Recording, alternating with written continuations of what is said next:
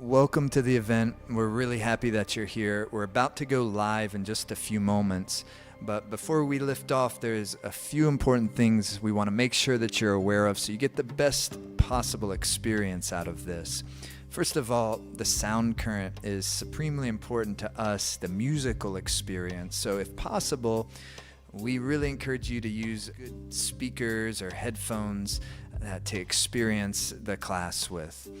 Second, if you have any pre-existing injuries, please take care of yourself, modify as you need to. Don't risk exacerbating an injury because of a yoga exercise.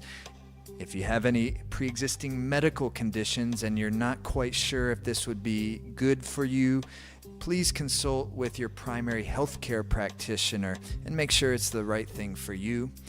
Also, make yourself relatively comfortable. You can use a cushion, and in fact, we encourage you in our seated positions, meditation practices, to use a cushion. It helps lift the heart up, keep the spine straight, and it's more ideal for the flow of energy in the body and for the meditation experience.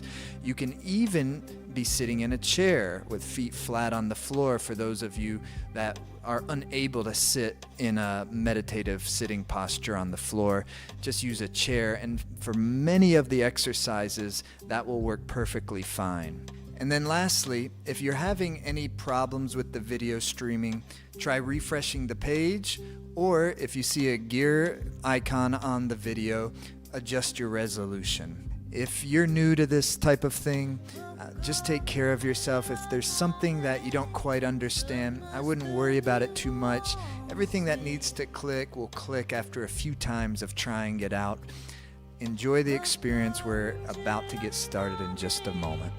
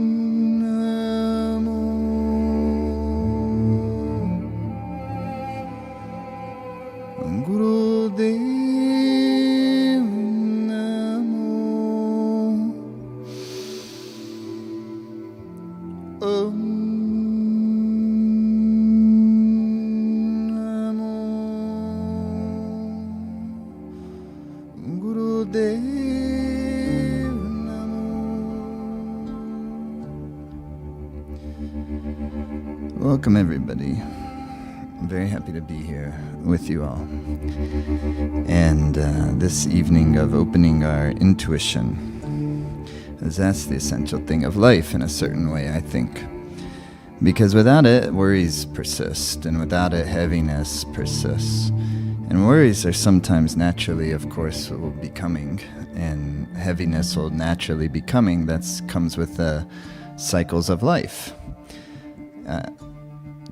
But with intuitive mind, when our intuitive mind is nice and strong and we feel connected to it, that's, I think, how we most know it's strong, because we feel connected to it.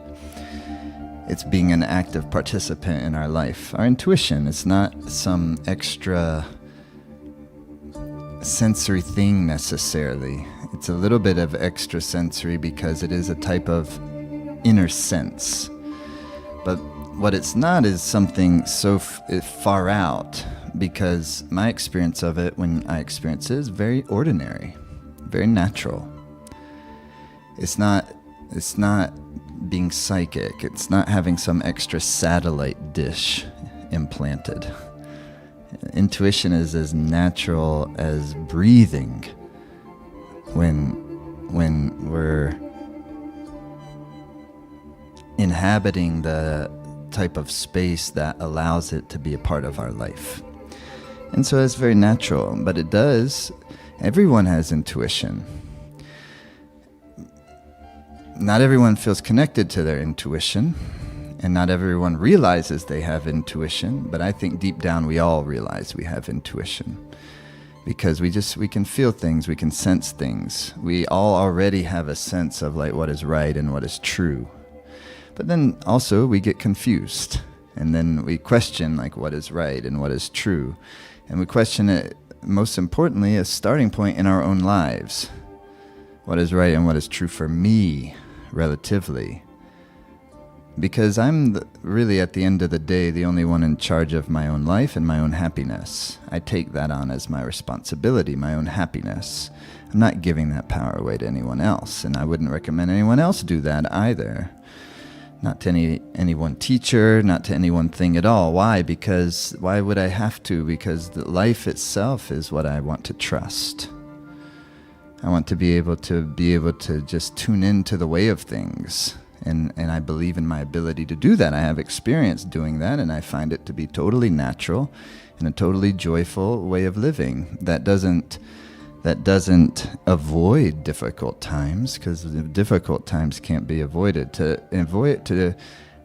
be subconsciously avoiding our difficult times is to be actively making our difficult times more difficult. But of course, it's very natural that you push away that which is difficult and painful, and you move towards that which feels good. And that's a little bit of also what intuition is, but on the more subtle level. Because if you just move towards what feels good on the surface level of things, then that's not going to help.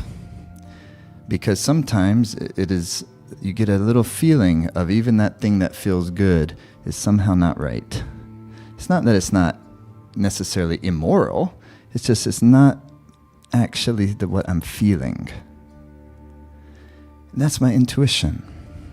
And sometimes our intuition will have us go a more difficult path because it feels right. Where this other thing would have been much easier. We all have that experience already, and we already have all experienced our intuition. So this isn't some far out thing, but it is easy to lose contact with that. And it's not only to be able to feel your intuition, that's step numero uno. Second is to trust it. And that's a different skill. That's a different type of strength, is to be living in such a way where you trust your intuition. How do you trust it? Well, first you can make the feeling of intuition stronger. You can make your connectivity to intuition stronger, and that's what we're doing here. Because when it's stronger, then it becomes a more dominant clarity. You understand what I mean? When the intuitive, because it's not just intuition that I feel. I also feel all sorts of other desires. And so to be able to discern in my mind and really in my heart, to be able to discern what is really the true voice that I want to listen to and want to feel, that's something that is an investigation of a lifetime. But in that investigation, it gets stronger and stronger. So it's developing a relationship with our own intelligence. It's developing a relationship with our own wisdom is what, to me, building intuition is, and opening the intuitive eye. Now, it's important to remember that when we say intuitive eye or third eye, we're speaking in symbolic language. We're not necessarily speaking in literal language. Well, maybe there is a literal third eye for sure. But if I'm already too convinced of what that is and what that might be, it might obstruct my ability to experience what it really is. So this whole thing, I hope it's not sounding too esoteric, because it really doesn't feel that way to me. To me, it's very practical. but it is exploring the mind. And therefore, in order to explore the mind, you have to pay attention to it. In order to pay attention to it, you can't be so swung by emotions that you can't actually just be able to be the observer of the emotions without being pummeled by them. You understand what I mean? We all know what that's like. Sometimes we have no choice. We're just being pummeled by the emotions, even despite our best efforts. Isn't it true? But if we've been doing something relatively consistently, because that's the key. My experience is that's a key. Even just tonight, it'll feel amazing, like bring you into the meditative zone. But to have the experiencing of opening the third eye, you need some consistency of practice that is going to, on a regular basis, rhythmically concentrate your life force in such a way that that will take place. And definitely, it's the simple physics of things.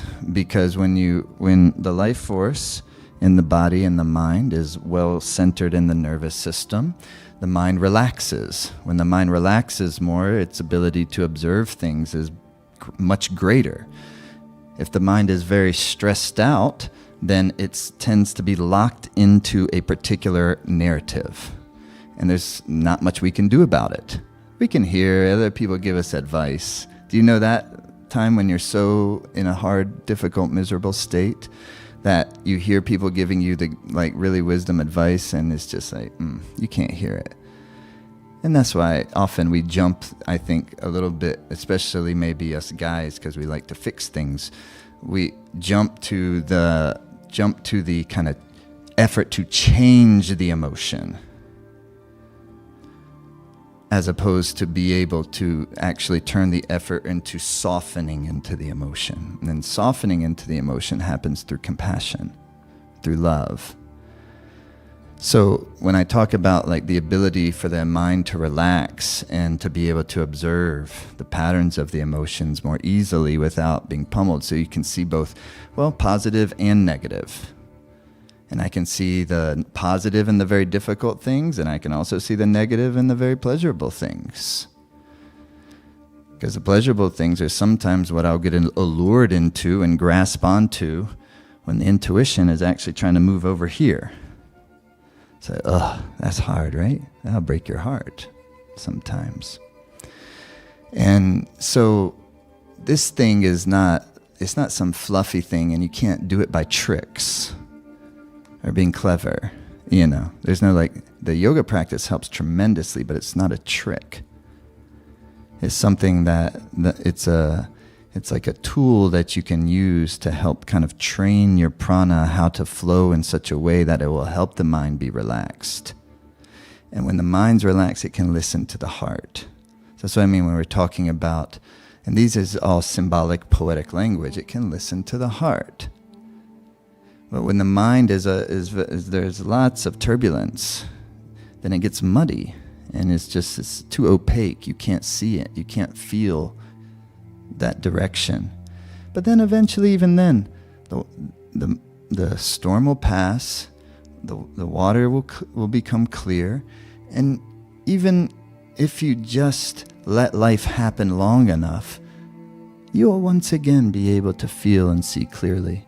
But what yoga practice is saying, don't wait for just life, but to actually be a participant in that process and be a participant in the keeping the waters clear. This is the most important thing, because that's all we really got. And even at the end of our life, our body's going to pass, but this clarity will not. This ability to love will not. And so yoga wants to cultivate the things that don't pass, that don't change, the constant. And that's what we're trying to find, that constant in us. That constant, I find, is the source of my joy. It's the source of my happiness. But that's the opening of the intuitive eye, is to be able to see from the perspective of the constant. What is the constant? It's that which never changes. And this is already getting abstract. So here's what you do. You don't worry about what the constant is, the thing that doesn't change. You pay attention to the things that change. Because that you can do. That's bound by the earth. What changes? The body changes. What changes? The thoughts of the mind changing. What changes? Relationships change. All the things change. You know, our clothes change. You get a nice new something and you're feeling it. And then like a year later, you're like, not feeling it anymore. What changes? Hopefully even our beliefs change. And because we keep on opening ourselves and realizing, wow, life is so much more than I could have ever imagined. I'm not too convinced of anything because all these things are changing. So what is that thing that doesn't change? What is the constant? I know this, constantly the sun will come up at a predictable time on the eastern horizon. The sun will set at a predictable time on the western horizon. There is a constant. Maybe the scientists say, well, the sun will explode one day and da-da-da-da-da. But what I think is that rhythm will never change. There's some constant, even there's an intelligence that must be there. And that intelligence is inconceivable. But I think what intuition is, to be open to that intelligence, and by recognizing and experiencing ourselves as a part of that intelligence. We all have natural living wisdom. We do. And part of that is considering that you might. And you can say we do with conviction when you experience your own. And you experience it in such a way that you also know that every other person has it as well. Every other living thing. What is this intelligence of life? That which kind of grew us in our mother's womb.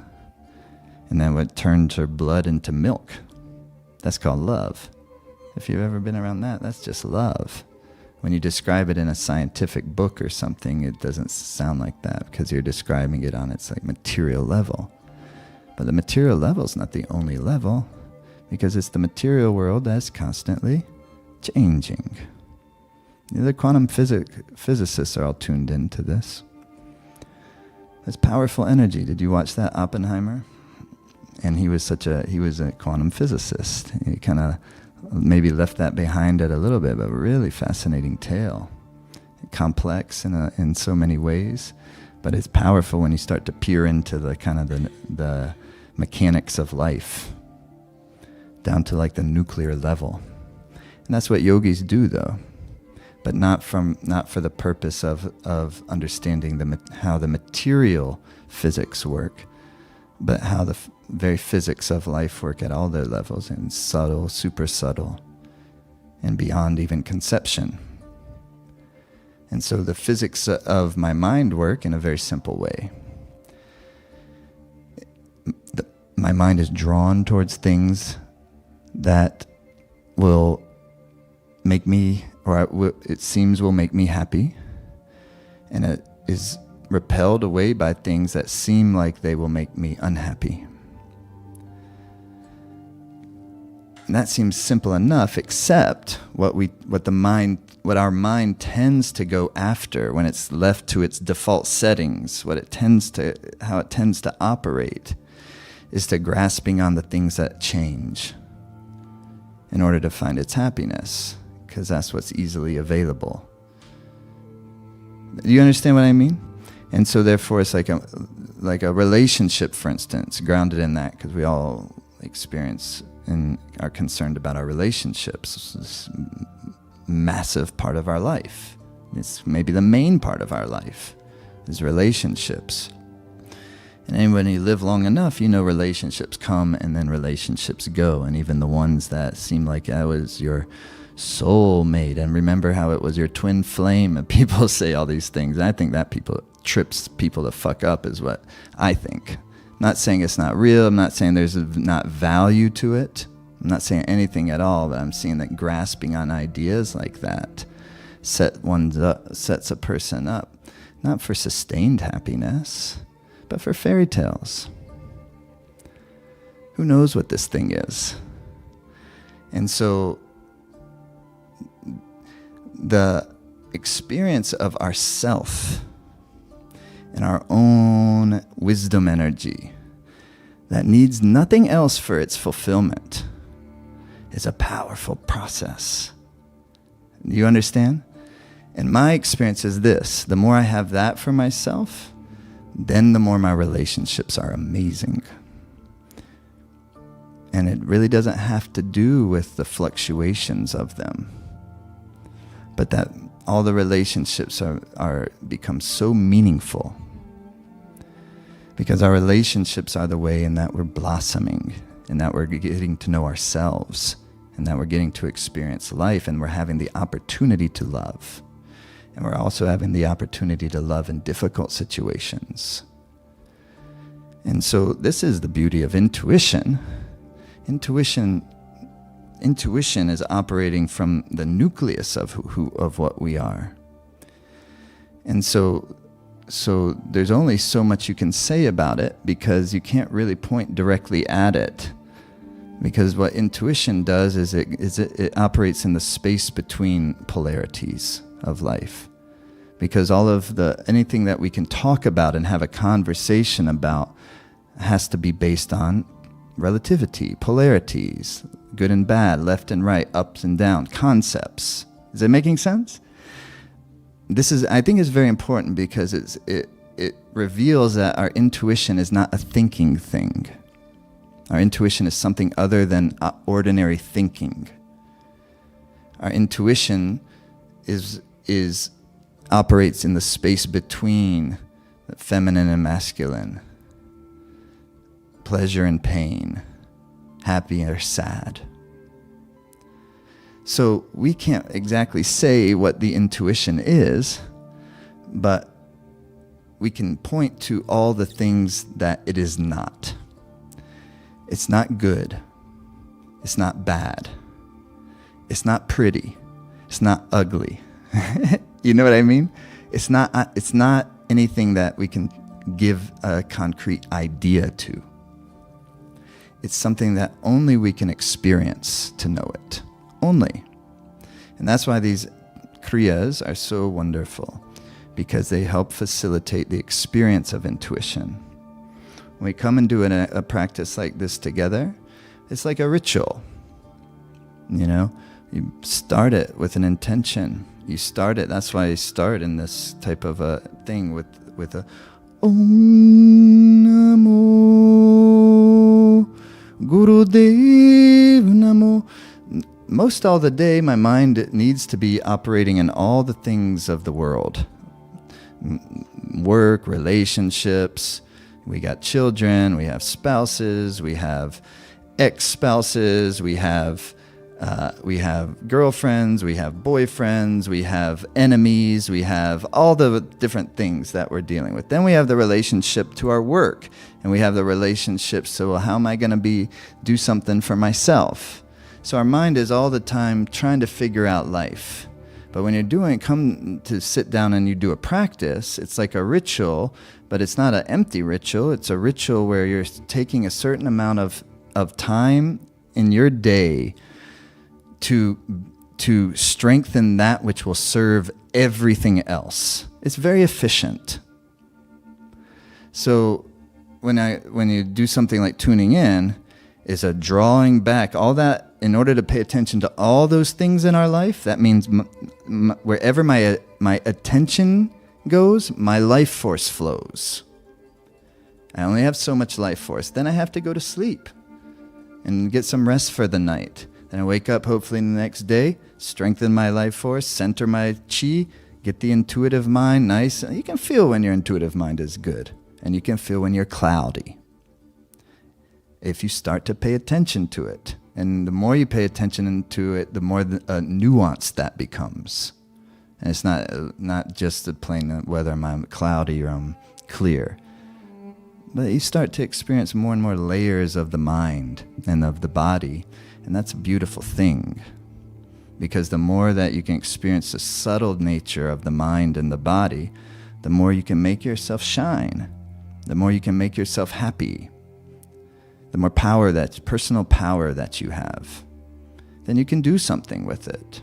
That's why when we start the ritual, not only do we want to center the life force and draw our energy away from all the responsibilities and the things of the world. We put that aside for right now, so that we can center the life force.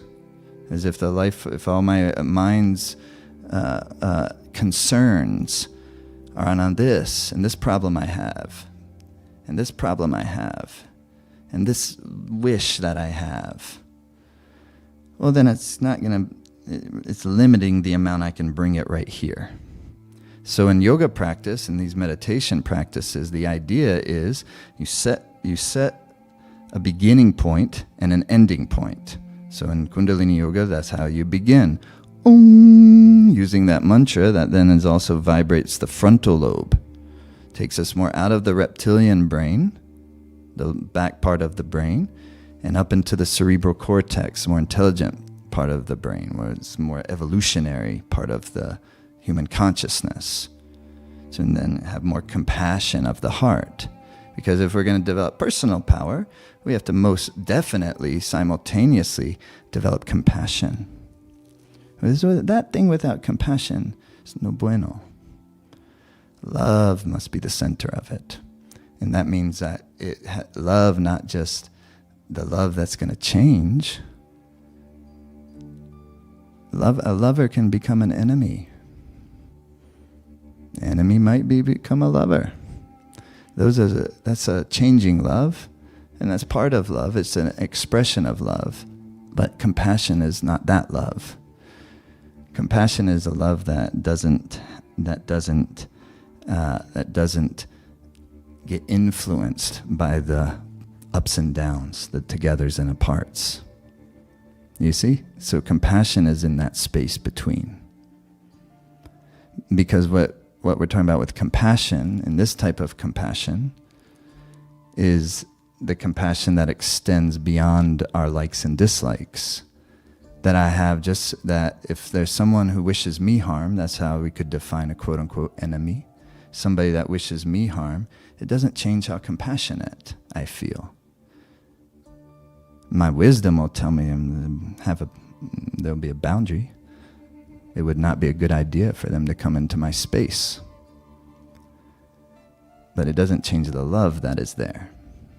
So compassion is more subtle in this type of way and exists in the space between. So intuition exists in the space between, and it gets powered by compassion, the heart wisdom. So that's why when we look at an eye, it's not just up here, but we work with the up here point in order to bring the mind into its relaxed spaciousness. When the mind relaxes, then, here comes the force of the heart. That's why the heart chakra, the six-pointed star, is its symbology in India, like the Star of David, the Solomon's seal. It's called what they call anahata, which means unstruck. Unstruck. But it was the unstruck sound. And that's significant because that's pointing to the constant. Because remember, most sounds, they happen because you strike, you create friction. There's polarity there. But anahata is unstruck. It's in the space between. It's a sound that meditators can hear. That's what the cosmic om is, why we know it and why it's so important. Because meditators hear that sound when you get into the space of between. And you can dwell in that space between. You can hear the unstruck sound, even, some people. So this is very cool stuff, but it's practical, and it doesn't need to be extraordinary. It's something within your reach already. And so that's what we're doing tonight. We're doing a few exercises, and then we're doing the special meditation. It's a kriya for opening the intuitive mind. And then, starting on Thursday, we begin day 1 of an 11-day challenge where we're using this kriya of opening the intuitive mind. I created the 11-day practice where we filmed it for you. The entire thing takes less than 25 minutes, from tuning in, intention setting, moving through the exercises, and 11 minutes of this kriya, of this meditation. And so it takes less than 25 minutes to do it, and the meditation challenge is you do it every day for your 11 days. It's actually very doable. We used to do these for 40 days, and that's excellent too. And we still actually encourage people, if they want to continue on. But what I found is 11 days is something you can succeed at easily. And it's good to create victories. And 11 days is also substantive enough where you'll have I think a substantive experience of what this is all about, what a daily practice is all about. Number one, to have that type of consistency, but also what this yoga practice is all about. And it puts enough momentum behind you that I was thinking, put up your sails and get some momentum behind you in terms of your ability to be connected to your magnetic energy, your intuitive energy. When we say we already have magnetic energy, but when it's in intuitive magnetic energy, what you'll get is a very balanced and thus strong magnetism. Why? Because it's not so swiftly moving from negative to positive. The emotional roller coaster, like everything's so good and then everything's so bad, and back and forth and back and forth. So we're not trying to fix that overnight, because that doesn't get fixed overnight. First thing first, compassion. When one has the courage and one feels in their heart to take the courageous effort to do this process of not doing the meditation, just that, not the process of 11-day meditation, but the process of opening oneself. The process of being committed to one's wisdom and the cultivation of it. And be committed to one's happiness and the cultivation of it. Really committed, in the sense that that's your standard. And that's never ending, that standard, because there's never some plateau that one gets to.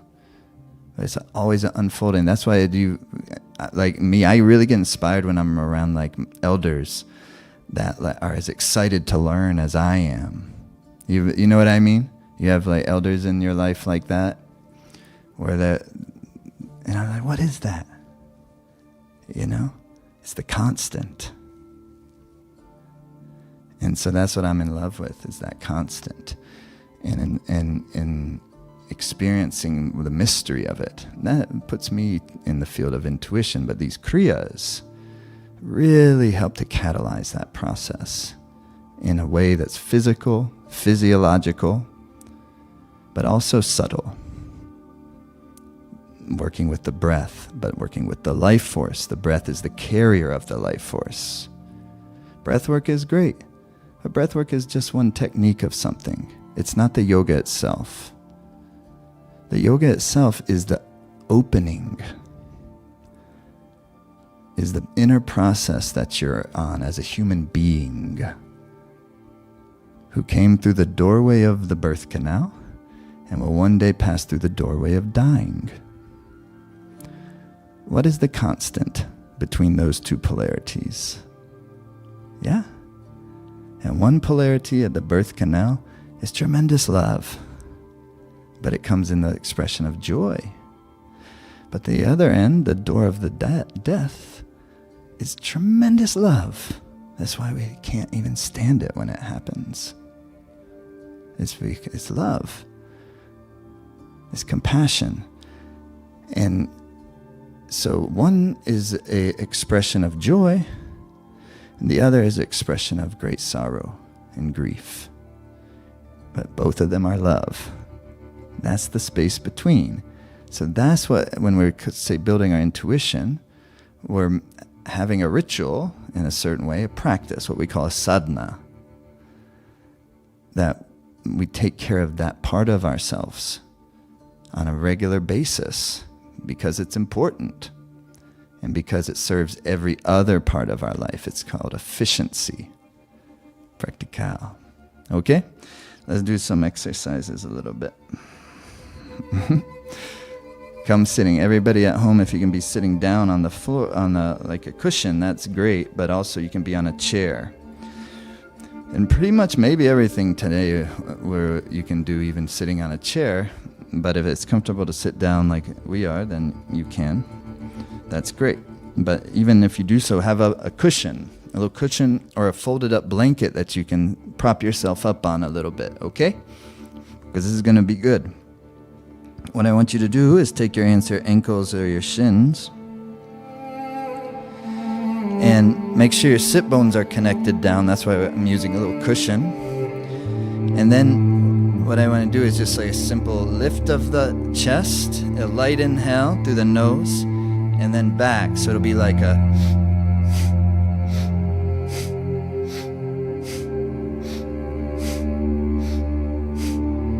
it's soft, you know. It's just an opening. Start soft and light with a nice, beautiful rhythm.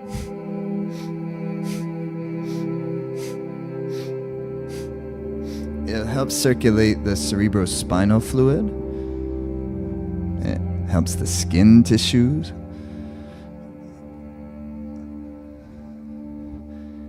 Helps the blood. Oxygenation of the blood with your nice rhythmic breathing. Keep the chin level, or even ever so slightly tucked, because what you're doing on the inhale is like a lift of your sternum.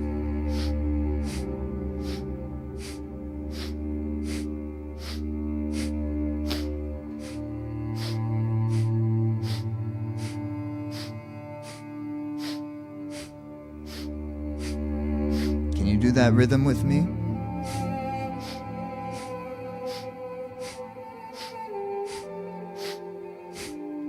Now the breath is getting deeper, isn't it? But I want you to try to just be rhythmic. Not worry too much about the posture yet. Just see if you can nicely do it, making the spine a little bit more supple. Putting the breath into the body.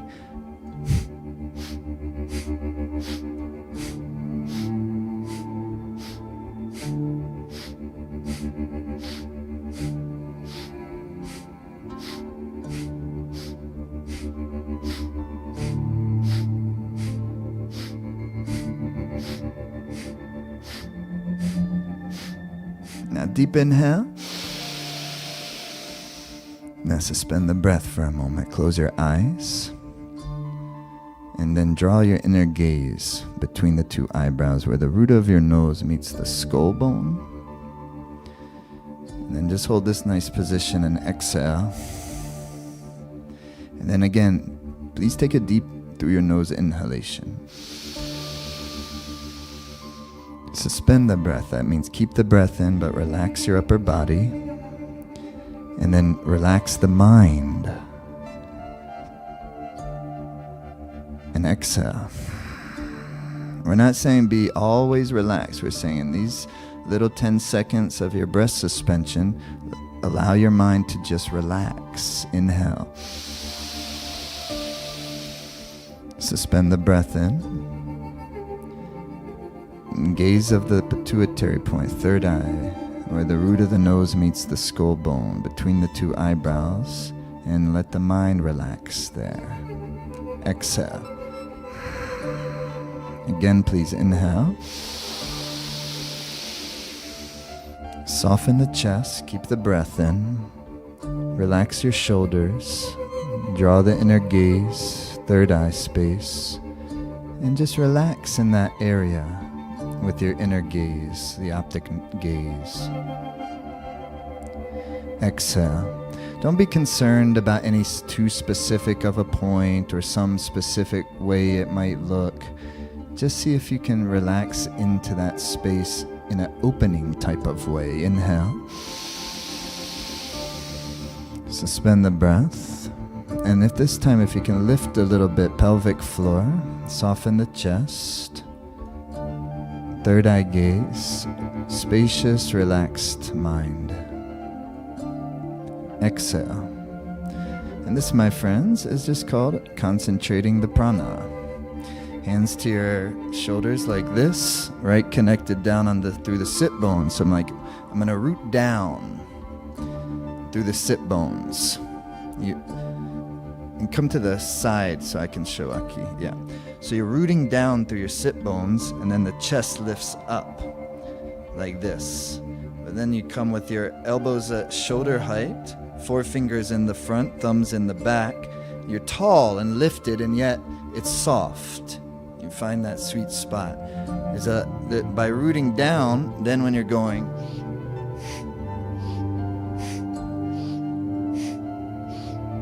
you got a good foundation underneath you. So it's an inhale left, exhale right, but just gently let it swing.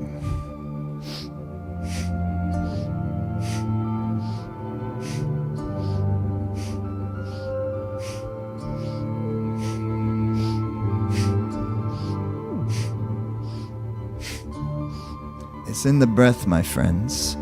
But the breath it's not because you're trying to make the breath so powerful. You're making it rhythmically deep.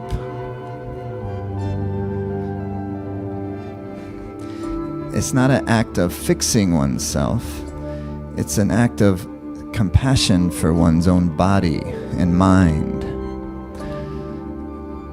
And out of that compassion, you want to open it so it can thrive. And so that we can shine, and that we can actually embody and manifest the things in our life that we already know that we want. Well, we definitely want love, and we want happiness. We all share that. We all have that common purpose. So we're related. Into the center. Inhale. Now, rectum, sex organ, navel, up and in. That's root lock. Soften the chest. Third eye gaze. Relax the mind. Exhale. Bravo. Yeah, maybe you can't relax the mind yet, but emulate it. That's one time when fake it till you make it is a good advice. Fake a relaxed mind. Fake it till you make it doesn't extend too much beyond there in my experience. I fake it till you make it. But then you risk making some spiritual facade, and that's a drag. That's no fun at all. Just be yourself. No need to fake anything, but you can emulate of space. You can emulate a state of being as a way of opening oneself. Yeah? Emulate a relaxed mind if you can't currently experience what feels like a genuine relaxed mind. Yeah? Be an artist. Okay, hands on your knees. Like we're gonna do it like this.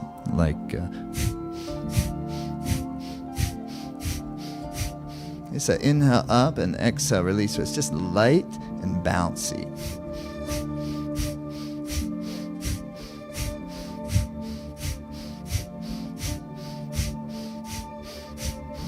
Every excess shoulder blades, just let it release.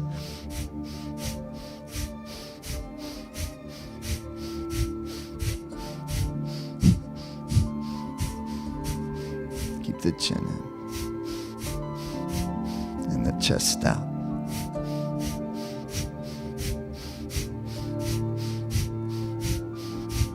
Opening up the central channel. You see? The spinal nervous system. Upper back. All the tension is in the upper back and neck and shoulders. You can't get rid of it right away. What you do is you soften it and give it rhythm.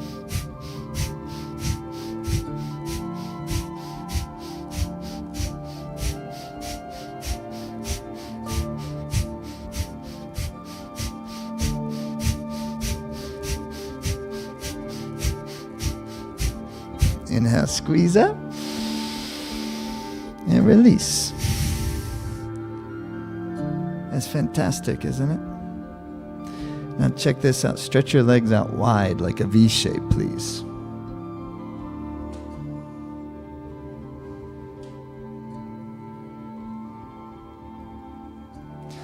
Then flex the feet and put the energy in your toes. But keep the groin area relaxed. And you inhale to your center and turn to either side, exhale down. And you then inhale up and turn the other way and exhale down, opening the life nerve. You're so sensitive. Yeah.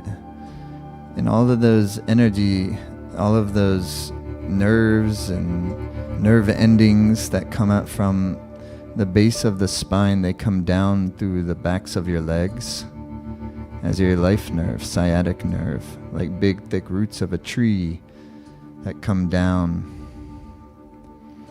And then the trunk of the tree would be like your spine, wouldn't it?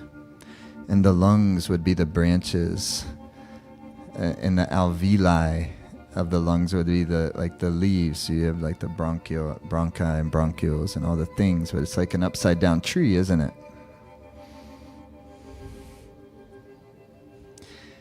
That's how we are. That's the human organism, isn't it? The opposite. The trees produce what we need and to breathe, and vice versa. Plants are the great ally in and of itself. That's why the medicine Buddha has the vision that everything in life is medicine. And the plants and the herbs that we use, the foods that we eat, these are our medicines in the sense that they nourish us. The existence of food is the expression of loving compassion. You see how it is turns this view of life into this lovely thing. And inhale, center. And then they just hinge forward a little bit. Extend out through the chest. Release through the shoulders. If you're new to some of these exercises, no worries. Easy stuff to learn with just a little time. Right now it's just doing the best you can and have a nice experience. Breathe long and deep. That's the most important part right now, is to put your attention on your breath.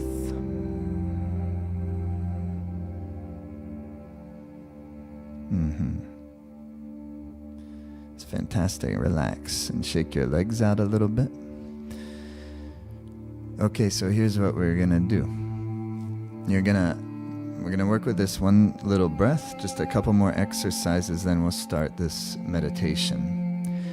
So what I want you to do is to just kind of sit nice and tall, shoulders relaxed, and the breath is simple. It's like a it's light. I'm doing it away from the microphone because the mic makes it sound stronger than I want you to do it. So I want it to be nice, be like a little dog panting, like.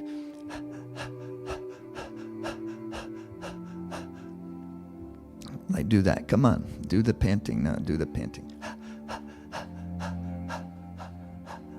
Like a little happier of a dog though.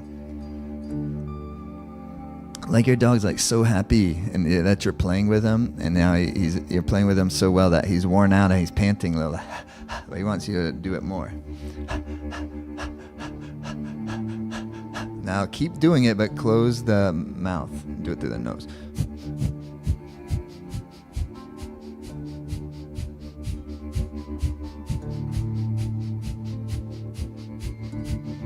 Inhale and exhale. Now I'm wondering if you can do it with me. I want you to see if you can do it with my rhythm. Inhale.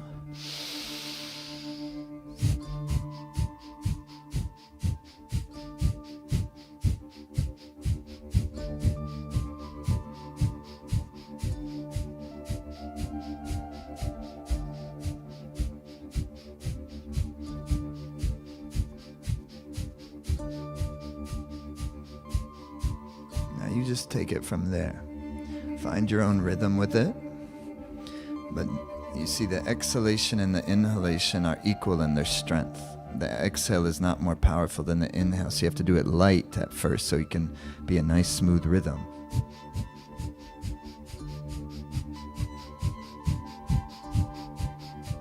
And then it'll get deeper.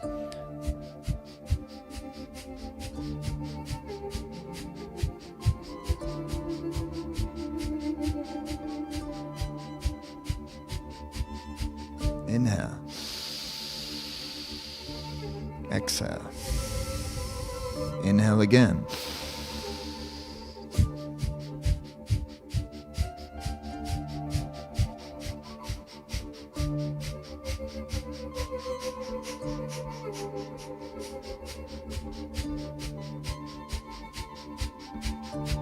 Inhale. Exhale. It's fantastic. Okay, now you might have a little water. And with this next exercise, what you do that breath, but your thumbs will be out like this, fingers tucked in, and your arms will come out to 60 degrees, okay? And so your arms will come out 60 degrees, chest lifted, shoulder blades released. Be right on your sit bones. It's a little bit of a difficult exercise, but you can totally do it. All right, inhale deeply. Exhale, release your shoulder blades down a little bit. Extend out through your arms. Try to keep the heart soft. Inhale deeply. And then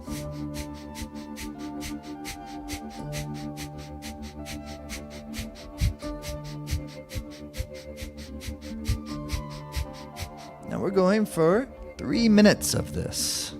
And if you're new to it, that may seem like a long time. But after a little bit of practice, it's not very long time. But in 3 minutes, you will experience an adjustment of your magnetic field. That's my prediction.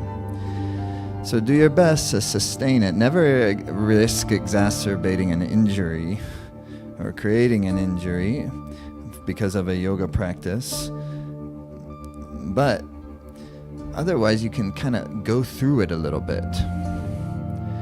And even though the angle creates a gravitational pull on the body that makes it difficult to sustain that 60-degree angle, if you put your attention on the breath rhythm,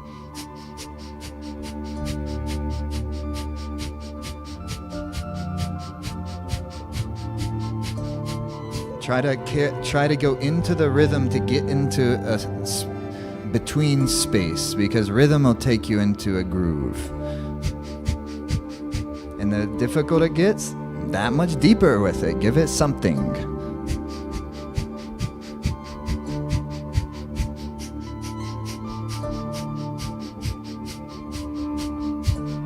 Try to relax the mind. I know it. If it's difficult, allow it to be difficult. See if you can allow it to be difficult, and then also keep going.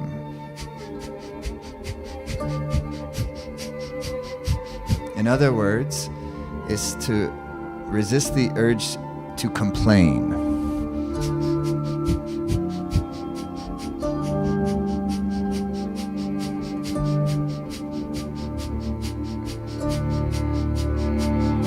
Hit a rhythm.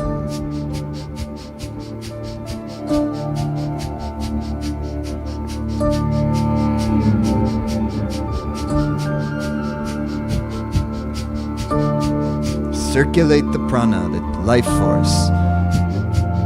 Put the gaze now the third eye point between the two eyebrows, where the root of the nose meets the skull bone, and hit the rhythm.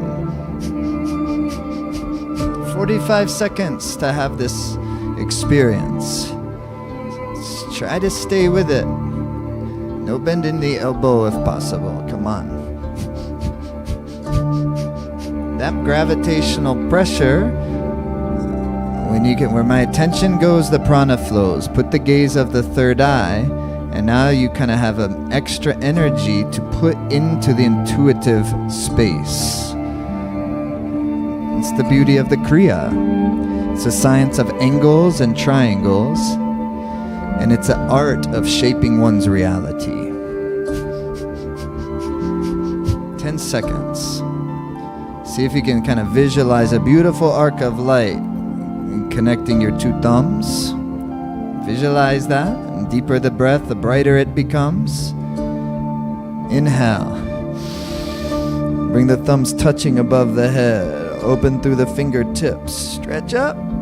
Come on. Stretch up. Hold the position. Exhale. Now please, my friends, take a deepest inhale. Ground the sit bones into the earth. Touch the ceiling with your fingertips. Stretch up. Hold the position. Exhale.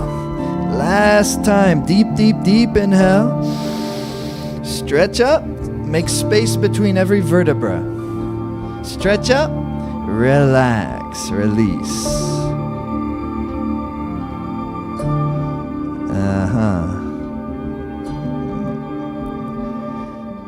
Yes. It's a simple little exercise, okay? And that's what I say, do a little of this. And you do it once, it can be quite blissful even. But you do it with some level of consistency for some period of time, then it becomes something altogether even richer. Because that's how you start to kind of like feel yourself and live. Don't you think? So here's how you do this meditation. While I'm explaining it, you might want to have some water. This is a meditation for building the intuitive psyche. And it uses a 4-stroke breath through an O-shaped mouth. 4 strokes means you take the breath in 4 segments. Like, you pull it in rhythmically like that. I'm going to guide you through it, and we're going to do it all rhythmically together. And then you do 1 exhale through your nose. And in order to give a nice, solid, rhythmic exhale like that, you have to lift up the abdomen, the lower abdomen. The navel is what we call in yoga, and the diaphragm. Yeah, lifts your diaphragm. Push the air out. Then it goes. My mouth is O puckered shape. It's so sensitive, your lips. That's why it's so amazing when you give someone a beautiful kiss. It's so sensitive. So you're passing your prana through the lips. So there's so many meridians there and nerve endings.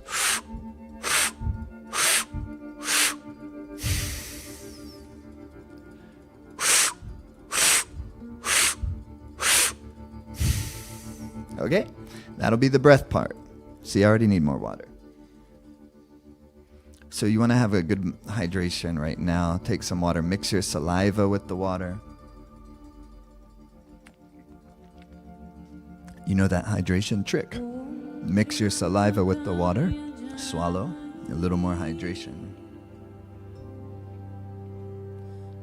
Your mudra, your position is like this. Hands interlaced. Jupiter fingers are up. That's your index finger. Thumbs are crossed. Doesn't matter which one's on top, whatever feels good. You're going to be holding it right here so the tips of your Jupiter index fingers are just below your nose. Your elbows are out. It's not this. It's like this. Heart lifted high. Eyes are 9/10 closed. Mostly closed, just allowing a little bit of light so you can see the tips of your fingers. And that's where the optic gaze goes in this meditation. 9/10 closed. You hold the posture as steady as possible. Okay? So first close your eyes and feel the posture. Be in the position of the Kriya. You're making a magnetic field within the context of this position. And feel the energy of your body and your mind. And this is really quite beautiful, regal position. It's like a great wisdom seal using the wisdom Jupiter finger, Gyan.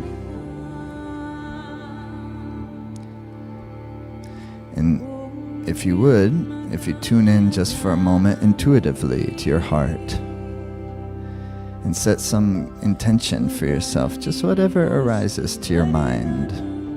Set some intention for this and for you.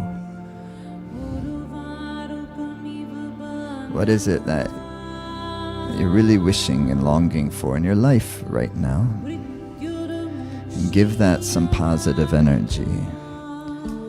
And as a beautiful intention, a beautiful wish, prayer. And in a moment, I'll lead us, and we'll start that breath together.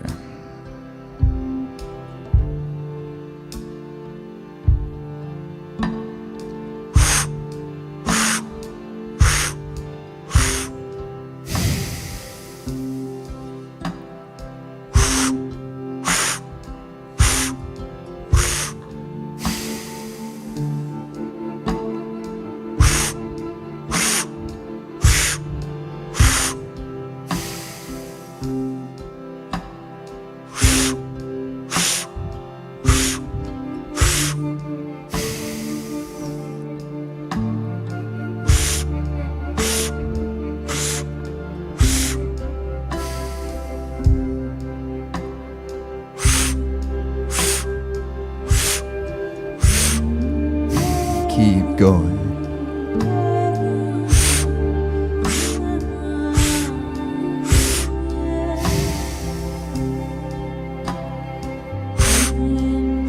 Puckered O-shaped mouth.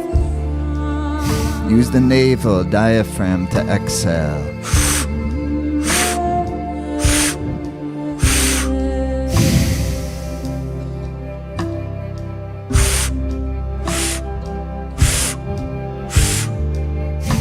A 1/10 opening of light through the eyes. And lift the mudra where you can see the tips of your index fingers. And do your very best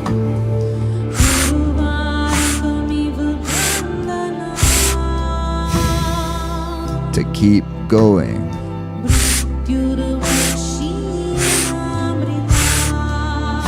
It may be quite difficult.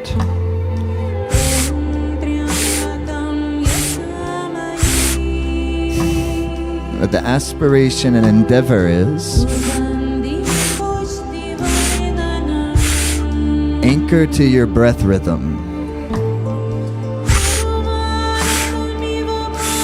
Keep the body steady and still so that the prana can move.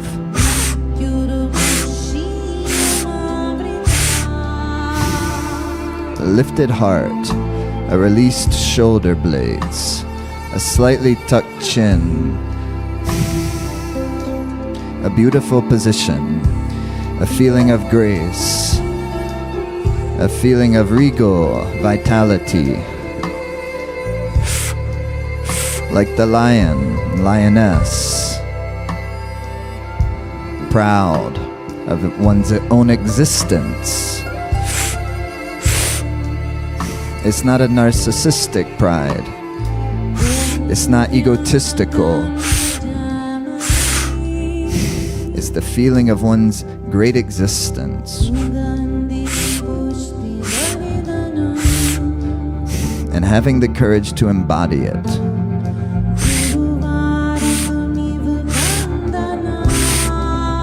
So that you can live.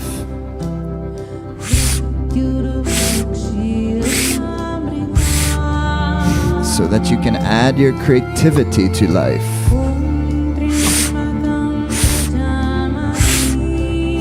And uplift things.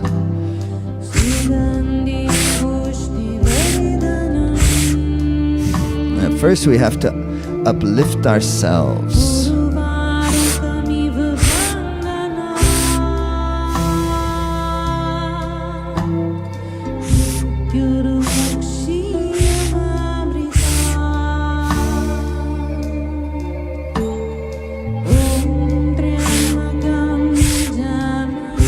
Now a few minutes into it, the currents might start to hit. The polarity is being provoked. The subconscious gets stirred up a little bit.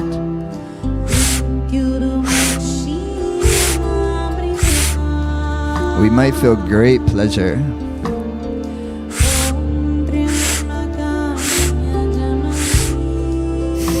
We might feel tremendous resistance. All of this is our magnetics.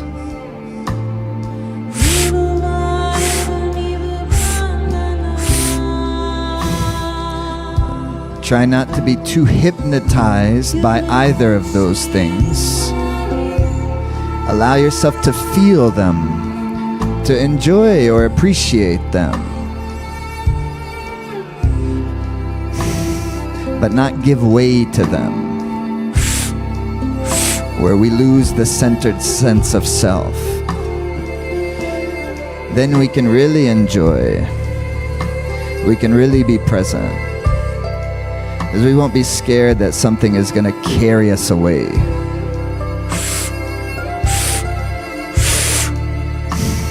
So as the waves come crashing, if they do, anchor back into the breath rhythm.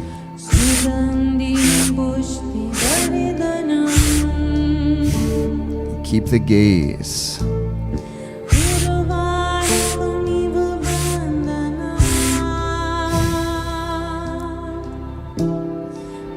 If any point it becomes overwhelming, please feel free to just relax. But also, please, no need to relax from the meditative space. Let the body and mind enjoy the feeling. And then if you feel drawn to come back to it, when your body feels ready, come back to it. And enjoy the process.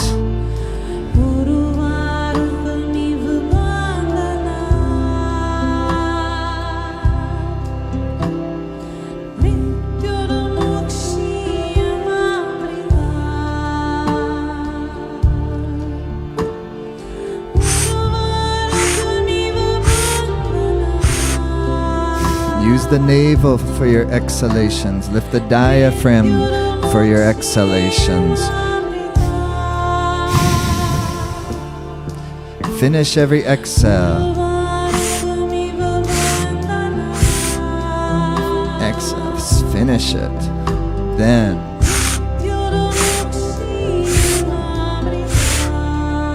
push it all out. Then it's beautiful. And keep it.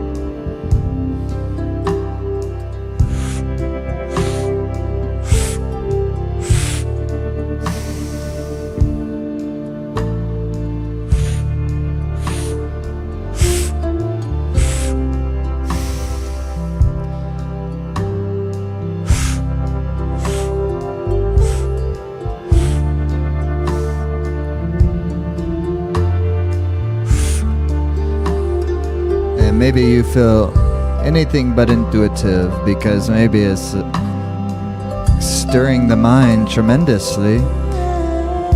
Please don't feel, if that's your experience, that you're not doing it well or you're not good at it. It's absolutely not the case. That's totally natural. Just try to keep relaxing into it. And the best you can, keep bringing your mind back to the breath. There's no failure. There's no not doing it well. Giving a genuine try is already a victory. Now it's a great love. It's not a fixing. There's nothing wrong with any of us. Our very nature is intelligent, definitely.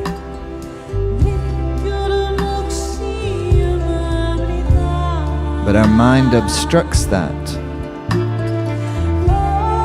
All of the patternings and conditions that we've picked up along the way.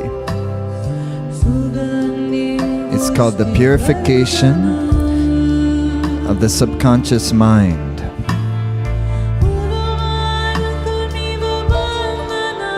So our awareness becomes crystal clear.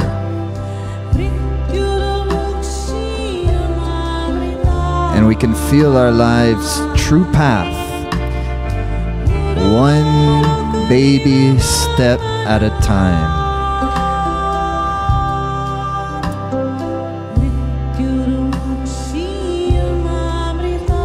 It's baby steps.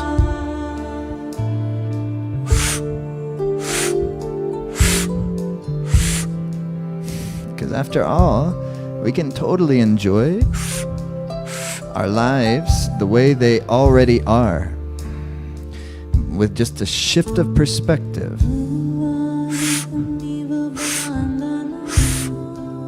we can tune into the good things of our life.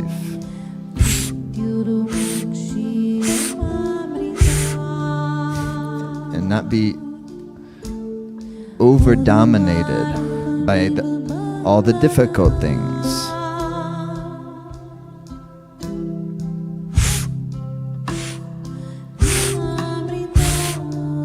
It's physics, you know?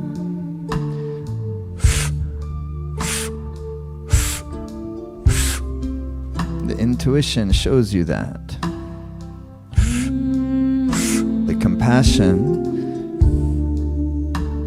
embraces it all.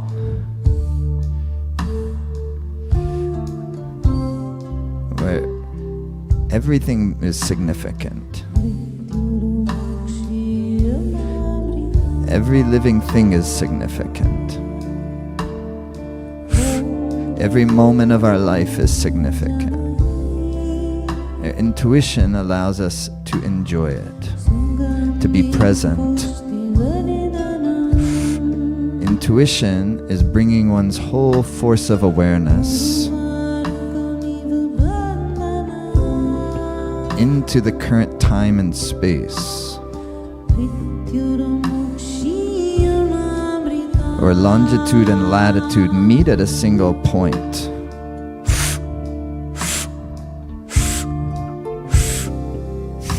That's why they call it the diagonal force. It's between the perpendicular and the parallel.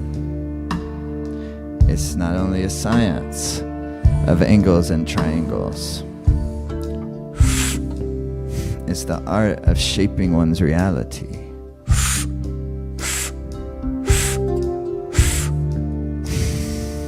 Now, through your mouth, inhale.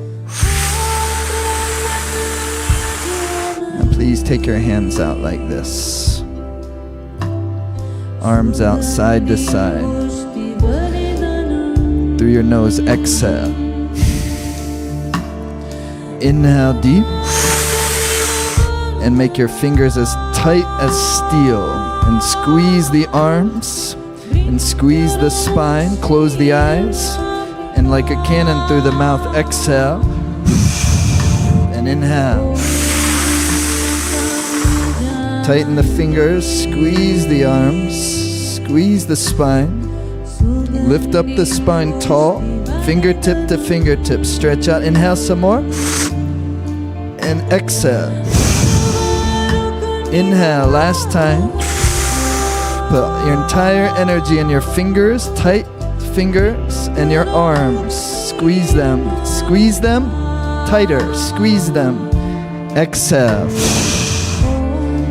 And slowly relax the body into a relaxed, lifted heart, meditative space. Let the body be totally still. Let the breath flow totally naturally, however it feels right now. And feel the energy of your body. Feel the energy of your being. Let the mind be relaxed and spacious.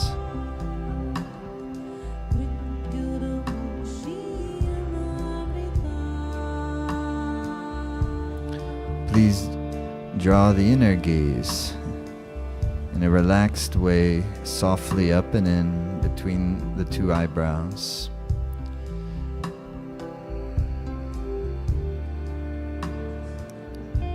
Make that your drishti, your gaze.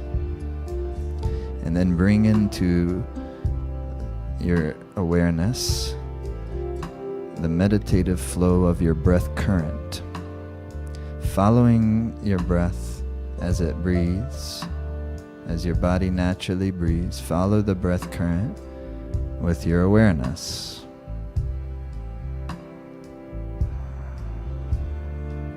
And see if you can sense the breath current as a carrier of the life force energy, the very living energy of intelligence and love.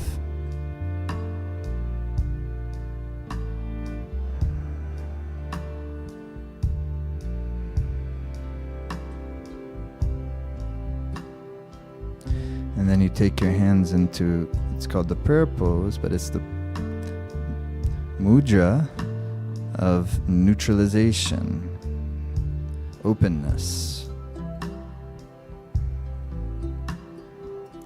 where left and right and positive and negative meet at the heart chakra, the unstruck sound, the space between. And the gaze softens of the third eye. And from this space you can once again give a wish, an intention for your life right now.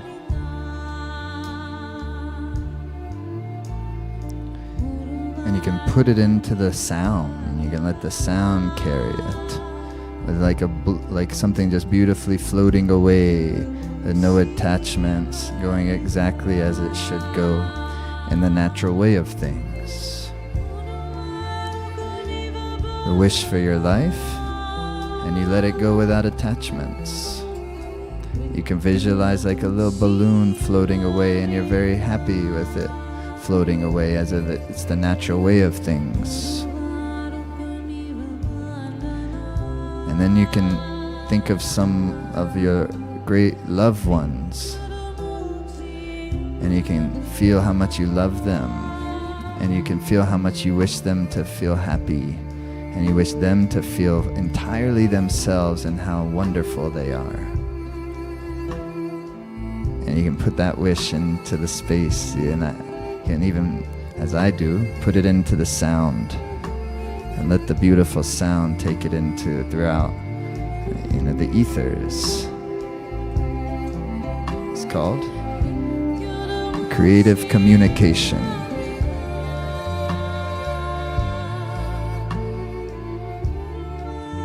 And inhale,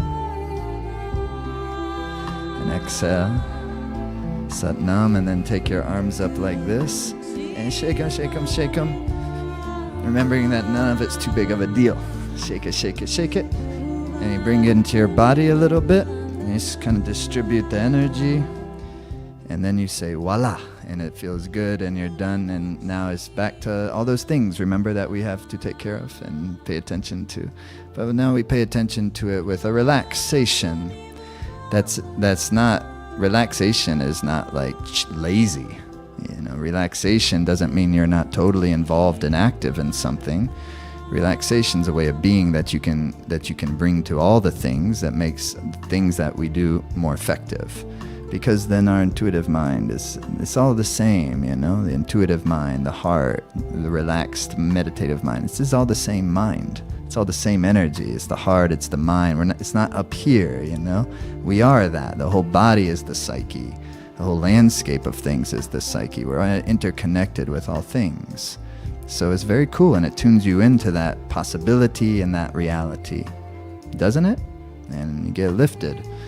And so I think maybe you can see why this would be a nice thing to do for 11 days straight, but this was more of an elaborate version of it tonight to get us going and to do it all together. And then on Thursday, we start day 1 of this 11-day practice. And as I mentioned earlier, the entire thing only takes less than 25 minutes. It's that same meditation we just did with the same music and the same breath, but it starts with a few of these energization exercises to open up the chi. Do it once a day for 11 days is the goal. And these are great. We have people all over the world that do it with us. We just looked, I was saying forever, we have members in people doing it in over 60 countries around the world. And then I just kind of got in the habit of saying that for years. And then we just looked and it's like well over like 120. So that's cool. Never before in time in our recent known history can we have that possibility to do this type of thing all together. So it's very cool. I think and as much as kind of internet and screens and technology often can be like a bit of a drag in our lives sometimes because they're so hypnotic and alluring, it's nice to do something on the screen that breaks the hypnosis as well, I think, and as one of the things that we do, because that's what I think this type of work does, not just screen hypnosis, but hypnosis to the things that don't make us happy and are grasping onto them, because we all do it, We all are addicted to all sorts of things. And it's not like we're trying to be like, oh, that's bad. No, it's just like the aspiration's to be happy. So we're just working, each one of us individually, but also together, to discover what is it that is always changing and will not give us happiness, and to take some emphasis off of that and put some emphasis into the things, in the discovery of the things that don't change, and then real love, no matter what. And so that's all. It's not this thing of like where your life has to change dramatically and all of that. It's the simple way of being human and enjoying life how it already is. Not trying to turn it into something else, but learning more to actually appreciate how life already is, as it is, and from there it will naturally blossom into more of what you would like it to be. Definitely. That's the physics of it. So that's how the 11-day challenge works, though, is you just go into the Life Force Academy, you go to the 11-day challenge page, and this is just one part of the Life Force Academy, these 11-day challenges that we do, and we do them, pretty much seasonally. And what was the last one we did? It was over the summer solstice, and this one's leading right up into the equinox. And so you go to that page and you just push play on the video and you do it. And you do that once a day for 11 days. That's how it works. And ideally, if you have a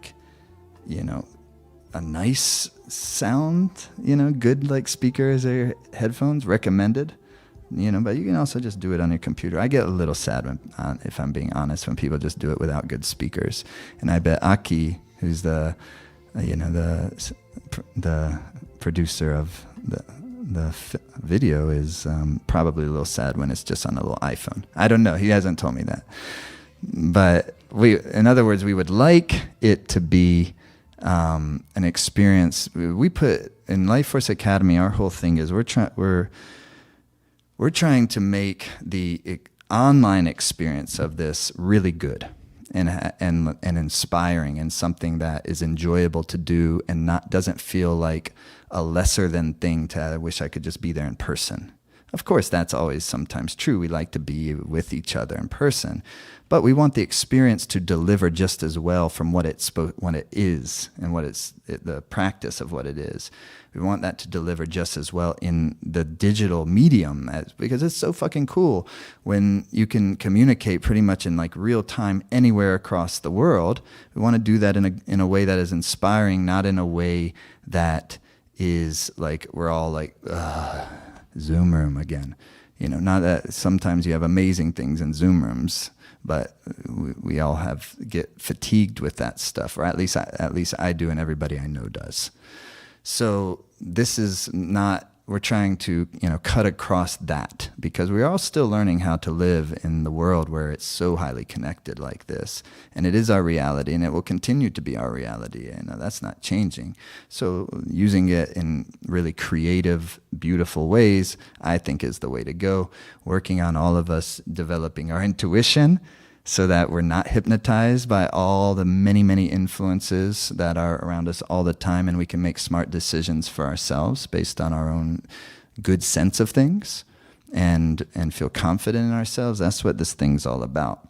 And then throughout the challenge, and every week in Life Force Academy, there's a live class on Monday evening that I teach. There's a live class on Wednesday morning that Charlotte teaches.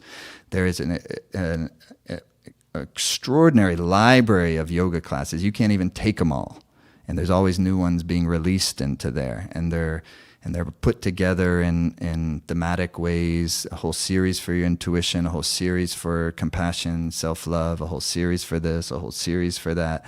And then there's your power practices, and those are a little bit like what you'll be doing in the 11-day challenge. That's you just go to the video, you push play, it takes you right into the practice. There's no fat at the beginning or the end. It's just to do the practice, but do it well, do it with good music, do it in a way that's going to be easy and supportive to you feeling good. And the classes are more of where you're also getting into the teachings of it. You're getting into the art of it, not just the You're getting into the exploration of your own mind and heart in a more intentional way in a whole class. So all of it's there. And you don't have to do all of it. Most people don't do all of it. Most people have their little way that they use it. And some people will use a little bit of all. A lot of people just do the live classes. Some people I know only use the power practices most of the time. Occasionally we'll jump into something else. So there's a whole bunch of ways to use Life Force Academy. And one of the most popular ways that it's used is the 11-day challenges. And we have this one starting on Thursday. And to be a part of the 11-day challenge, you just have to become a member. And to become a member is just $1 for a 14-day trial right now. That's going to probably change soon because the way we do it, and us, Life Force Academy, we're a small little team here in Nevada City, California. We have some team members scattered around the rest of the country. But we're a small little team, but it's a big work. And it's not an easy work, but we love it. And it's fun, but sometimes it's grueling, and we do it. We endure the difficult part of it because I think that first of all, it's working so well, and it's uplifting my life. I'm doing this with all of you. I'm not sitting up here. I know Charlotte doesn't sit up here feeling like. Okay, let's tell you how to do it. It's collective, and we're doing it together. And it's not, it's a self-empowering space, Life Force Academy. We're interested in you being you, and it's not joining some club like that, We're interested in you being you, and these are the tools that we use: Kundalini Yoga, Vedic astrology, and Ayurveda. And using those, very grounded, practical tools and you combine that with genuine people's aspiration to be more and more happy, that shit works.